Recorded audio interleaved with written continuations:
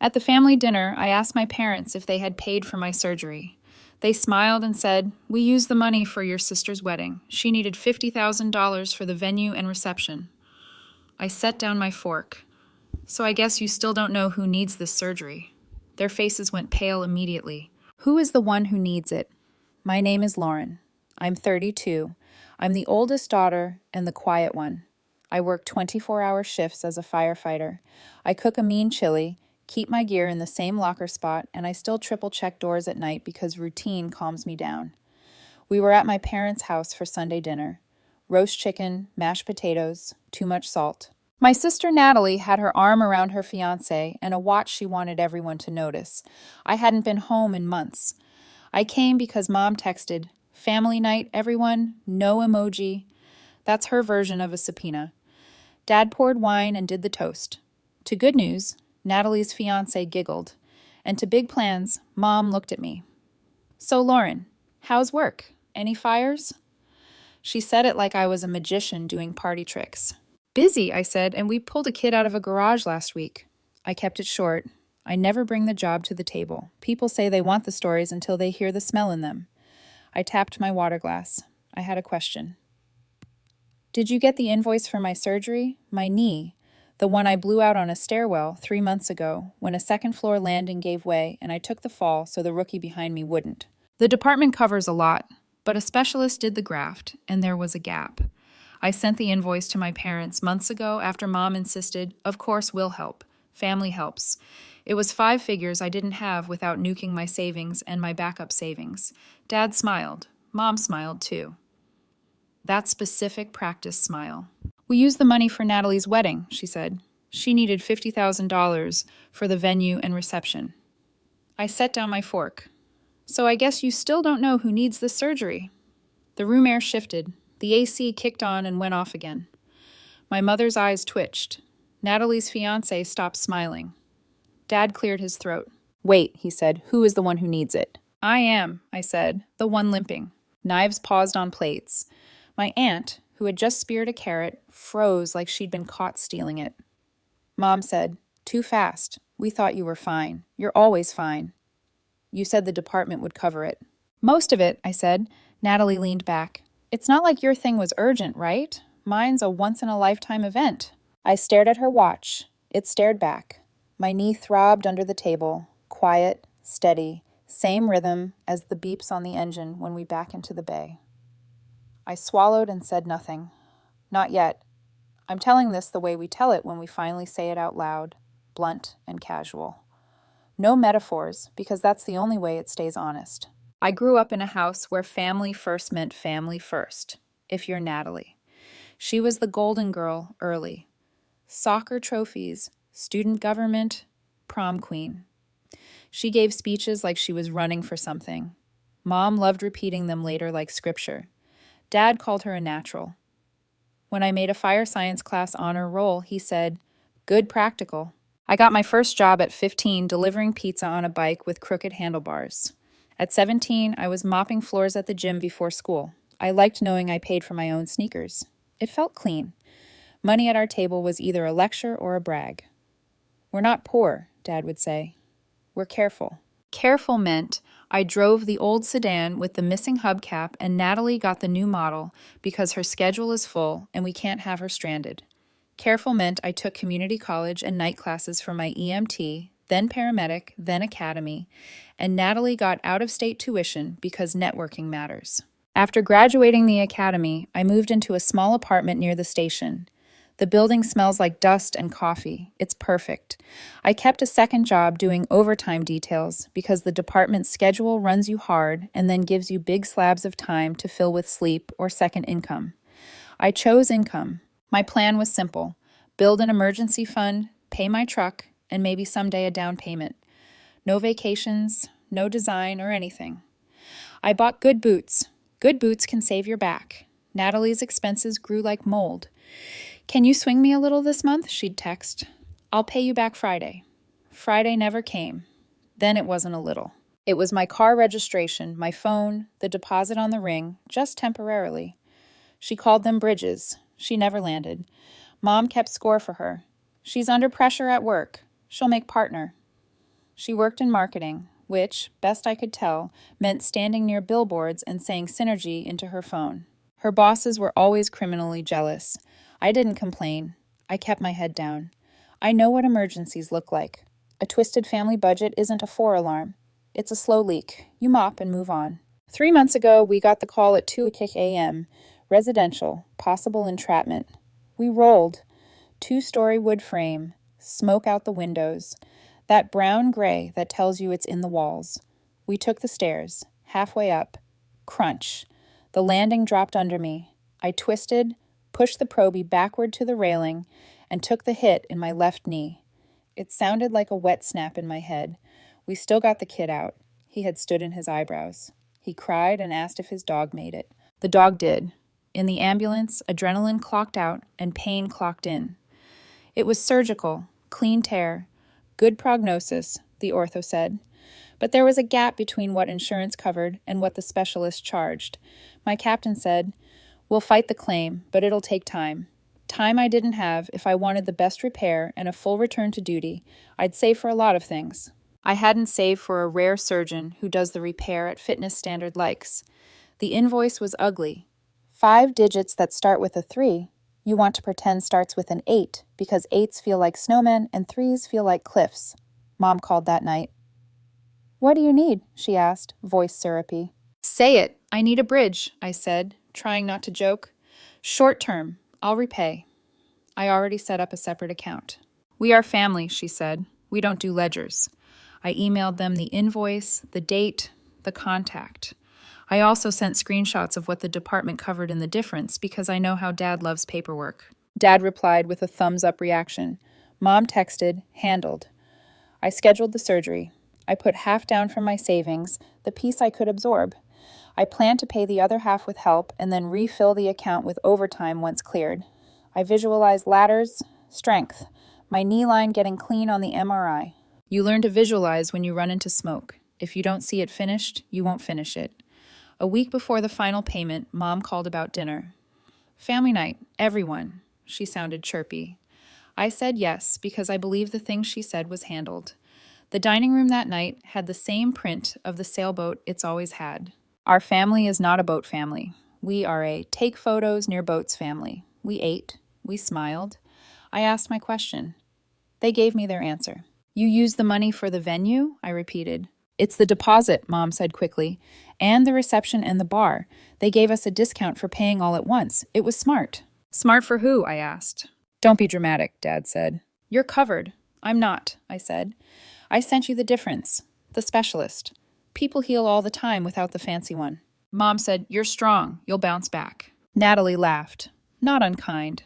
"Exactly," she said, but from that place where she thinks the world is a soft trampoline she can fall onto. "Bro, it's a knee. No offense." "My wedding is in 8 weeks. We can't move it. The venue's booked through next year. You move my surgery?" I said. Silence. A thick one. Forks paused. My aunt coughed. Mom's smile came back like a mask. "We'll figure something out later," she said. "Right now we're celebrating." I looked at the phone on the table. I had screenshots, emails, dates. I had the text where Mom wrote, "Handled."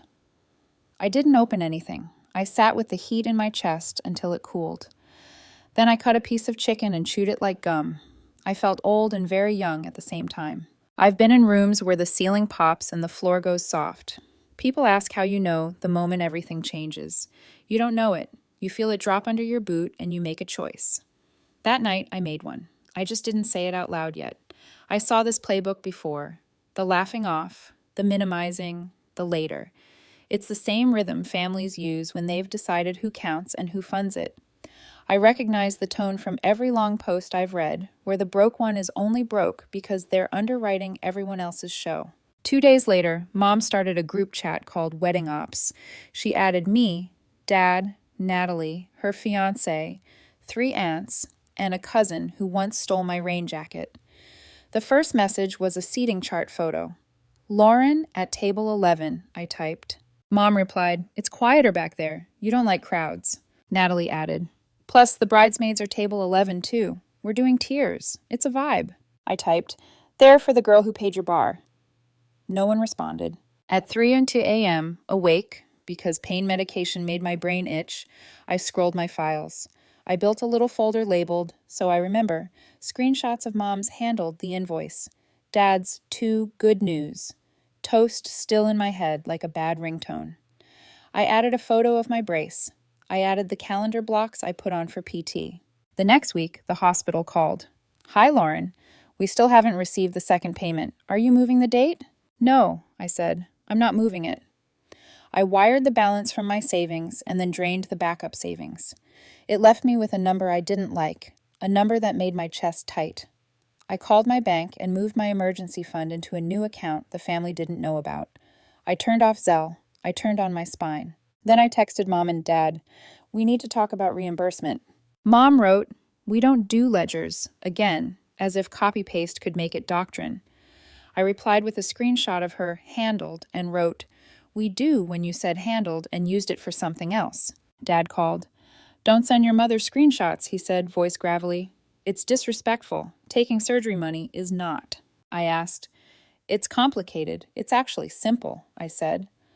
He launched into a speech about big families and priorities.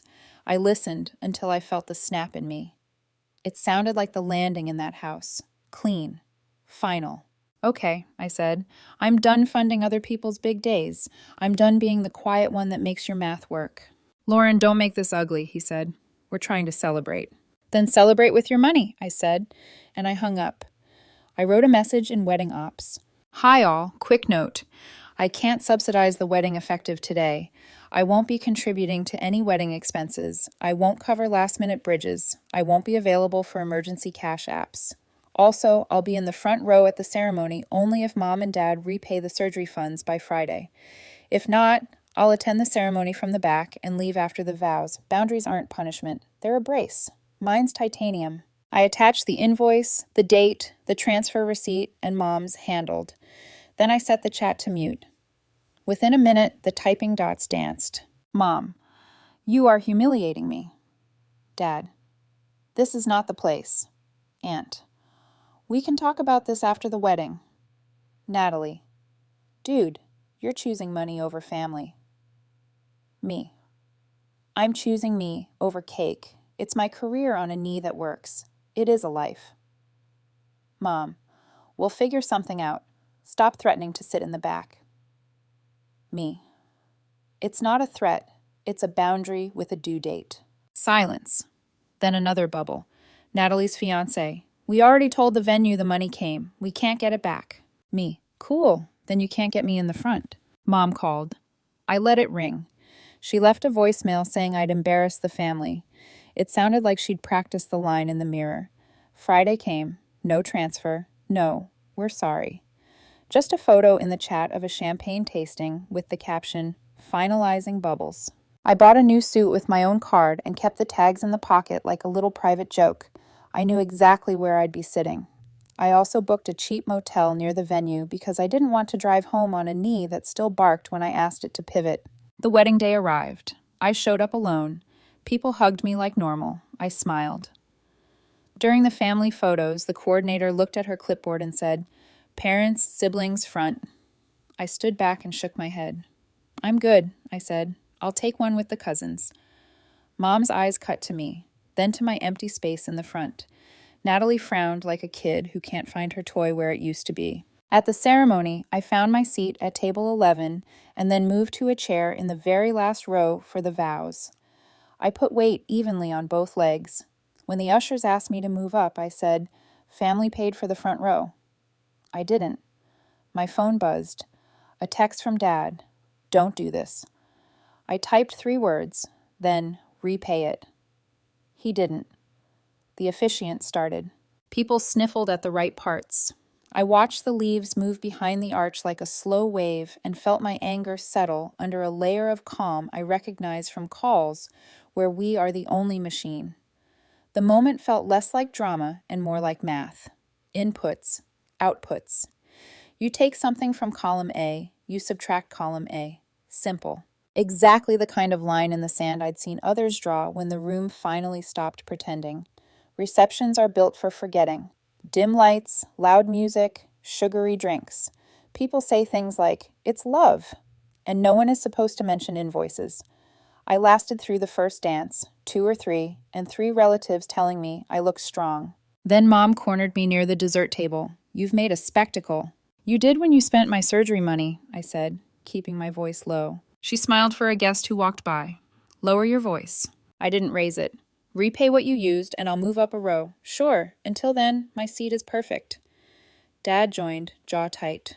Daughter, we're not doing the daughter voice. I said we're doing the you took money voice. Natalie slid in. She smelled like cologne and impatience. Bro, you could have called me. I would have explained. You knew. I said you watched them do it. You're the one wearing the venue on your wrist. It's just money, she said. No, I said. It's a promise. She rolled her eyes. You're being dramatic. Cool, I said. Watch me be consistent, too. I stepped away before the part of me that wants to say everything said everything. I went outside and leaned against a pillar, my knee humped. I thought about the kid in the smoke, his small hand in mine. I thought about the probie who still texts me workout videos and asks if she's doing deadlifts right. I thought about the men and women who show up to my door at 2 a.m. when the bell rings and we become one machine. I don't owe anyone a show. I owe myself a standard. I check my messages. One from my captain. How's the leg? One from my PT. Monday at 10 o'clock. Remember to hydrate. One from an unknown number. Hi, I'm Aunt Carol's friend. I'm an attorney. If you need help setting boundaries with family around money, call me. I laughed. Then I saved the number. When the bouquet toss happened, I walked to my motel. My phone lit up with a new group chat.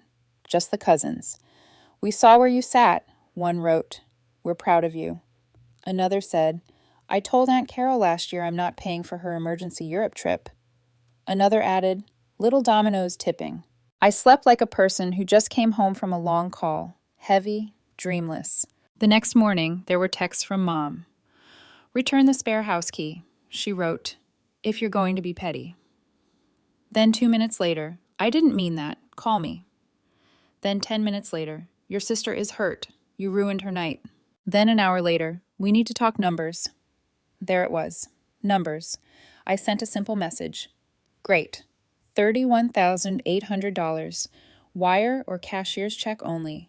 Due Friday. After that, 5% monthly late fee. We do ledgers now. She replied, we can do $5,000 now, pay $5,000 now, and still owe $26,800 by Friday. I wrote plus fees. Dad called. You're not a bank, he said.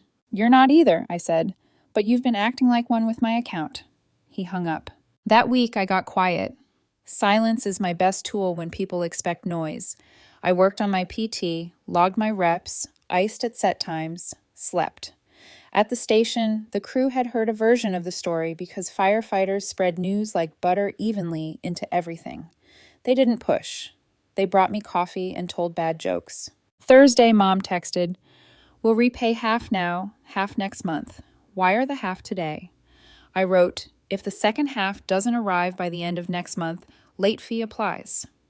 An hour later, a wire came through, $15,900. The transfer description said, G. I smiled, even though my chest tightened. I screenshotted it and added it to the So I Remember folder. Then I texted, received. Balance due $15,900 by the 30th. Mom replied, we're not comfortable with your tone. I typed back, I'm not comfortable with a torn ACL. I blocked the chat for 24 hours. I told my therapist, new, recommended by a guy at the station, that the hardest part wasn't the money. It was the shock that they could do it and then smile about bread or centerpieces. She nodded. You're naming it, she said. You can't set a boundary around something you won't name. At the end of the month, the second wire came in. The description now blank. No gift, just numbers. It hit my account at 4:12 p.m. I was mid-ice bath. I laughed and swore and laughed again. Later that night, Natalie called. She didn't open with, hey, you made Mom cry. She said, Mom made choices. I said, crying is one of the consequences, I guess. Paying is another. You didn't have to make it public. You didn't have to make my surgery money a bar tab. She got quiet. We couldn't lose the venue, she said. Smaller. Then you should have saved, I said. Like people do when they plan things. Are we done? she asked, sounding like a little girl who wants to know if her timeout is over. No, I said. We're starting. New rules. What rules? I'm not your bridge, I said. No more spot me this or float me that. I'm not your emergency plan. If you can't afford it, you can't have it. So if my car breaks down, you call a tow, you figure it out, or you sell the watch. She exhaled. You used to be nice, she said. I'm still nice, I said. I'm just not available. 2 weeks later, a cousin told me there had been a blow-up at Sunday dinner. Mom and Dad fought about budgets in front of Aunt Carol and Uncle Steve. Topic: where did the money go? Dad said wedding. Mom said family obligations. Aunt Carol said not to Lauren. People went home early. Apparently, Natalie had a credit card bill that looked like a venue on paper. I didn't celebrate. I cooked chili and watched a show, answering my captain's text with a photo of me doing careful squats with a resistance band. At check-in, my PT grinned. You're ahead, she said. You'll pass the step test early if you keep this up. I kept it up. I added a run walk on the treadmill. I stopped bracing when I changed lanes on the freeway. I took the tags out of the suit and wore it to a coworker's baby shower because I wanted to write new memories on the fabric. Mom tried small talk after the second wire. We miss you, she wrote. I'm around, I replied. We can grab coffee, public place, 1 hour. No money talk unless it's an apology with a number. She sent a thumbs up emoji. It looked strange on her. When we met, she looked smaller, or maybe I was taller. She opened with the usual family history monologue, then drifted into a line that hit me. We always thought you didn't need anything. I did, I said. I needed parents who didn't take from me because I'm quiet. She bit her lip. You make everything sound so simple. It is, I said. Don't take what isn't yours. Don't promise what you won't pay. Don't call me selfish when I stop letting you. We drank our coffee. We didn't hug. That felt honest. In the weeks after, people started coming to me quietly. A cousin. I told Aunt Carol no, and Aunt Carol, we're putting a lock on the account, even Dad. In a short text, I was wrong. That one I screenshotted too, not to gloat, to remember that even stubborn people can move an inch. The best piece. At a shift change, the probie I'd pulled backward on the stairs shook my hand in front of everyone. I signed up for another year, she said. Thanks for having my back. My knee felt light. My chest, too. This is what the other stories always get right. Once the boundary lands, the room rearranges. People scream, people sulk, some people grow. And the person who said it starts breathing like they forgot they knew how. I'm not going to pretend this is a revenge story. It's not. It's a maintenance story. I paid for the surgery. I got my money back. I tightened every valve that needed tightening. Now, when my phone buzzes with a, hey, quick question, I don't flinch. I let it ring. If I pick up, I say, send it by text. If the text is a request for money, I reply, no, I don't explain. Explanations invite negotiation. A boundary doesn't negotiate, it holds. The moral? I'm not an ATM with an emotional pin. I'm a person with a body that lets me run into other people's burning houses. My body needs care. My future needs cash in my own accounts, not on someone else's dance floor. To make it simple for the people who like simple. If you take my oxygen mask off at altitude so your champagne glass looks better in photos, we will not be on the same flight again. Do I love them? Yeah. Love doesn't mean loan. Love doesn't mean lie. When Mom texts me now, she sticks to, how's your knee? And I answer stronger. Thanks. When Dad calls, he keeps it short. Weather, baseball. He apologized once, said, I got swept up. I said, I know. He said, you're a good person. I let that one land. Natalie sent a long message last week. It said, we're setting a budget. It said, we're selling the watch. It also said, can you? And then backspaced. I watched the dots, then nothing came. A minute later, never mind. We got it. I sat in my truck and smiled for a long time at nothing. At the station, my captain cleared me for full duty. We did a light drill, and it felt like being allowed to breathe underwater again. On the way back, the probie asked me what I learned through all this. I said, you don't run into a collapse for people who keep lighting matches in your living room. I used to think family meant I had to set myself on fire to keep everyone warm. Now I bring a fire extinguisher and a calendar. Warmth is earned. Time is precious. Money is a tool, not a leash. If you're reading this and you feel that same slow leak, here's your line you can borrow. I'm not available for that. Say it once. Say it again. Put dates on it. Put numbers on it. Watch the room rearrange. At the next family dinner, I put my hand on my knee and it didn't hurt. Someone asked about the wedding. I said, "The venue was lovely." Natalie looked at me for a second longer than usual. Then she said quietly, "Thanks for showing me how to do this." I didn't reply. I didn't need to. The boundary had done the talking. I paid my bill. I kept my job. I kept my dignity. I'm not the ATM. I'm Lauren, and I'm done letting anyone else spend me. That's the whole thing. Short sentences, clear lines, no metaphors. I can't explain to a rookie at 3:00 a.m. It's the voice I learned to use from all the people who've told their story and stopped apologizing for it.